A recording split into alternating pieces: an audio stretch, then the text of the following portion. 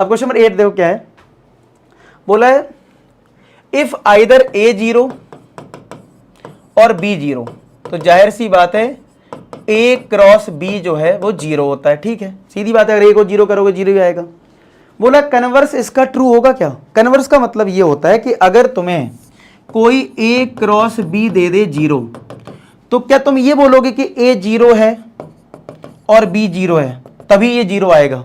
Converse का मतलब उल्टा, मतलब अगर तुम्हें ये पहले दिया जाए तो तुम क्या ये लिखोगे? तो पहले सोच लो वीडियो पॉज करके कि तुम क्या लिखोगे। तो आंसर तो है नो। क्यों नो है? क्योंकि हमें पता है कि दो सेम वेक्टर का क्रॉस प्रोडक्ट 0 है, यस और नो। और सेम वेक्टर से मेरा मतलब है कोलीनियर वेक्टर, यानी कि अगर मैंने एक वेक्टर फॉर एग्जांपल ले लिया 2i cap plus 3j cap plus 4k cap, तो अगर मैं दूसरा वेक्टर ले लूं b, कोलीनियर, कोलीनियर कैसे लेते हैं? लैम्डा का मल्टीप्लाई करके। अब कोलीनियर वेक्टर आई होप लिखना आता होगा। कोलीनियर में कैसे करते हैं? अगर भूल गए हो, एक वेक्टर कुछ भी लिख दो, दूसरे वेक्टर में कुछ मल्टीप्लाई कर दो, 2 का 3 का, जो भी तुम्हें करना है। मैंने 2 का कर देता हूं, तो 4i कैप, ये 6j कैप, ये 8k कैप, ये कोलीनियर वेक्टर है।